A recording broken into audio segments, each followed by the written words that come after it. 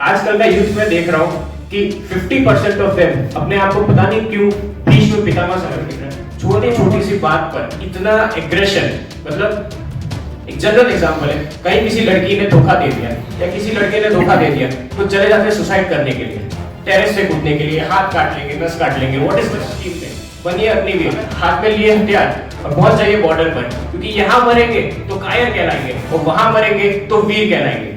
फिर भी हिला डाला अंग्रेजों को, ऐसी थी वो आंधी, हमारे आपके सबके बापू Mohandas Karamchand Gandhi.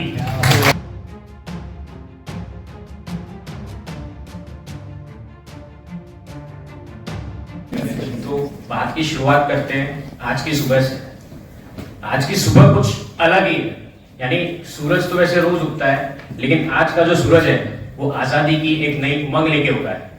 First of all मैं दिल से शुक्रिया अदा करना चाहूंगा सर का, कि उन्होंने मौका दिया आज भारत पर, आजाद भारत पर बोलने का। भारत एरिया के हिसाब से दुनिया का 7वां सबसे बड़ा देश है। आबादी में हम दूसरे नंबर पर आते हैं और अभी भारत के पास दुनिया का तीसरा सबसे बड़ा डिफेंस बजट है। भारत एक न्यूक्लियर वेपन स्टेट है। पर इन सब चीजों के होने के बावजूद भी आज भारत में गरीबी, इलिटरेसी, करप्शन जैसी बुरी चीजें भी शामिल हैं। एक समय था जब भारत को सोने की चिड़िया कहा जाता था, लेकिन उसके बाद आए मुगल्स और उनके बाद अंग्रेज, जिन्होंने भारत का खजाना ऑलमोस्ट खाली कर दिया। कि फर्स्ट सेंचुरी से लेकर 15th सेंचुरी तक भारत की इकोनॉमी दुनिया की लार्जेस्ट इकोनॉमी थी। फर्स्ट सेंचुरी में इंडिया का जीडीपी वर्ल्ड के टोटल जीडीपी का 32% था। 10th सेंचुरी में ये 28% हुआ और 15th सेंचुरी में ये 24% हुआ। लेकिन 1947 के आते आते ये महज 3% तक रह गया। जब हमें 1947 में आजादी मिली तब भी हमारे पास ज्यादा कुछ नहीं था। उस समय एग्रीकल्चर सेक्टर का एक बहुत बड़ा योगदान था इंडिया की इकोनॉमी में। लेकिन इंडिया की, और तब से इंडिया को एक कृषि प्रधान देश कहा जाता है, लेकिन एग्रीकल्चर सेक्टर की वजह से भारत की ग्रोथ तेजी से नहीं हो पा रही थी, क्योंकि समय बदल रहा था और एक तरफ जहां दुनिया इंडस्ट्रियलाइजेशन की तरफ बढ़ रही थी, वहां भारत एग्रीकल्चर सेक्टर में फंसकर रह गया। आजादी के बाद नेहरू जी ने सोशलिस्ट पॉलिसी अपनाई इंडिया की इकोनॉमी को बढ़ाने के लिए। इस पॉलिसी का मतलब था कि सब कुछ गवर्नमेंट ऑफ इंडिया के अंडर में रहेगा। गवर्नमेंट ऑफ इंडिया जिसे चाहेगी उसे लाइसेंस देगी और वही कंपनी पूरे मार्केट पर गवर्नमेंट का वॉच रहेगा। लेकिन ये पॉलिसी शुरुआत में अच्छी भी थी, क्योंकि अंग्रेज भी ईस्ट इंडिया कंपनी के रूप में इंडिया में आए थे और हम पर राज करने लगे। लेकिन धीरे धीरे इसी पॉलिसी के चलते 40 साल तक हमारी इकोनॉमी क्लोज रही, जिसकी वजह से 1991 में हमें इकोनॉमिक क्राइसिस का सामना करना पड़ा।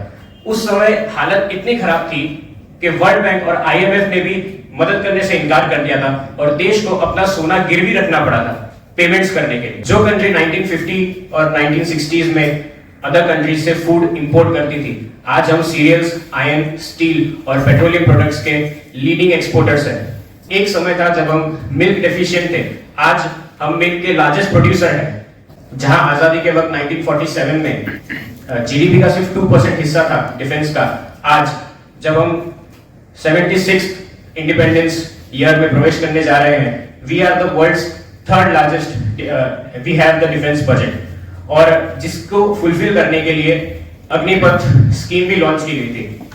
अब अग्निपथ स्कीम के बारे में, जब अग्निपथ स्कीम आई थी तब बहुत हल्ला हो गया था, बहुत दंगे फसाद हुए थे, पर ये हमारे यूथ को शोभा नहीं देता है, क्योंकि जिस सरकार से आप उम्मीद करते हो कि वो हमारे लिए अच्छी पॉलिसीज लाएंगे हमारे डेवलपमेंट के लिए, उसी सरकार की चीजों को आप नुकसान पहुंचा रहे हैं, ट्रेन चला रहे हैं, ट्रैक्स उखाड़ रहे हैं। ये किस तरह की देशभक्ति हुई? आज आप यूथ एक बहुत बड़ा एसेट है इंडिया के डेवलपमेंट के लिए, लेकिन वही है कि अगर मैं आज एक दिन के लिए एमएलए बनता हूं या एक दिन के लिए एमपी बनता हूं, तो एक दिन के लिए सही, अगर मैं 1 जनवरी को एमएलए बनता हूं और 2 जनवरी को मैं इस्तीफा दे देता हूं, तो मुझे पूरे जिंदगी भर पेंशन मिलती है। वहीं आप एक सैनिक को, एक युवा को कहते हो कि तू 4 साल के लिए आ, बॉर्डर पर जा, रक्षा कर, और तुझे अपनी जान की बाजी लगाने के लिए सक्षम रहना पड़ेगा। और इनफैक्ट ये नौबत भी आ सकती है कि तुझे अपना सर्वोच्च बलिदान देना पड़ेगा। और 4 साल के बाद हम तुझे सेना से बेदखल कर देंगे, बिना किसी पेंशन के, बिना किसी सहूलियत के। तो मतलब पेंशन सहूलियत ये सिर्फ नेताओं के लिए, सैनिक के लिए कुछ नहीं। जबकि सैनिक नेताओं से ज्यादा सेवा करता है बॉर्डर पर। और आजकल का यूथ में देख रहा हूं कि 50% ऑफ देम अपने आप को पता नहीं क्यों भीष्म पितामह समझ रहे हैं। You all know about Bhishma Pitamah. Mahabharat के युद्ध में सिर्फ भीष्म पितामह ऐसे थे जिन्हें इच्छा मृत्यु का वरदान प्राप्त था। उन्हें कोई मार नहीं सकता था। उनके शरीर को कोई कितना भी चोटिल कर ले, उनकी मृत्यु तभी होती थी जब उनकी इच्छा हो। और आजकल का युद्ध भी मुझे कहीं ना कहीं सेम सिनेरियो दिख रहा है। छोटी छोटी सी बात पर इतना एग्रेशन, मतलब एक जनरल एग्जांपल है, कहीं किसी लड़की ने धोखा दे दिया या किसी लड़के ने धोखा दे दिया तो चले जाते सुसाइड करने के लिए, टेरेस से कूदने के लिए, हाथ काट लेंगे, नस काट लेंगे। What is this? अगर आपके मन में, आपके दिल में जान देने की इतनी तलब है तो जाइए अग्निपथ स्कीम में, बनिए अग्निवीर, हाथ में लिए हथियार और पहुंच जाइए बॉर्डर पर। क्योंकि यहां मरेंगे तो कायर कहलाएंगे और वहां मरेंगे तो वीर कहलाएंगे। और वहां जब आप मरेंगे तो आपको श्रद्धांजलि दी जाएगी, आप एक सैनिक के रूप में मरोगे।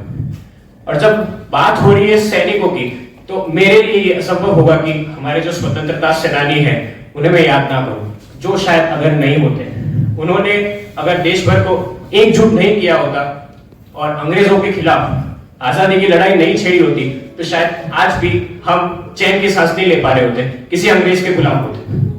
तो वैसे तो उनके लिए भी कहने के लिए बहुत कुछ है, अनगिनत शब्द है, लेकिन समय की थोड़ी मर्यादा है, इसलिए कुछ कविता के रूप में उनको संबोधित करना चाहूंगा। थोड़ा माहौल बनेगा। कविता कुछ यूं है कि हाथ में लाठी, बदन पे धोती, दिल में भरा प्यार। हाथ में लाठी, बदन पे धोती, दिल में भरा प्यार। ना बंदूक थी ना तोप थी भैया, ना ही था तलवार, फिर भी हिला डाला अंग्रेजों को, ऐसी थी वो आंधी, हमारे आपके सबके बापू मोहनदास करमचंद गांधी। दिमाग में लिए जोश, दिल में अंगार लिए, दिमाग में लिए जोश, हिला डाला अंग्रेजों को, भगा दिया इंडिया से, ऐसे थे सुभाष चंद्र बोस।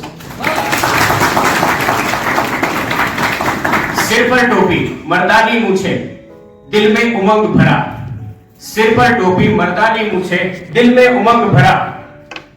युगों युगों तक याद रखेगी भारत की ये धरा।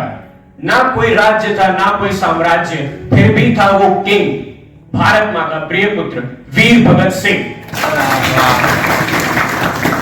और आज की अंतिम कविता ये मुझे आप सबको समर्पित है कि आप सब जिस चीज की पढ़ाई कर रहे हैं, जिसके लिए मेहनत कर रहे हैं, आप सब कहीं ना कहीं आगे जाकर जब सफलता प्राप्त करेंगे तो देश को आगे बढ़ाने में अपना सर्वोच्च योगदान देने वाले हैं। तो और क्योंकि ये कविता आप सभी को समर्पित है, मैं चाहता हूं कि इस कविता की आखिरी जो लाइन है आप सब मेरे साथ रिपीट करें। तो कविता कुछ यूं है कि यहां ना कोई ऊंचा ना कोई नीचा, ना कोई अमीर ना कोई गरीब, ना कोई ताकतवर ना कोई कमजोर, सब है एक समान।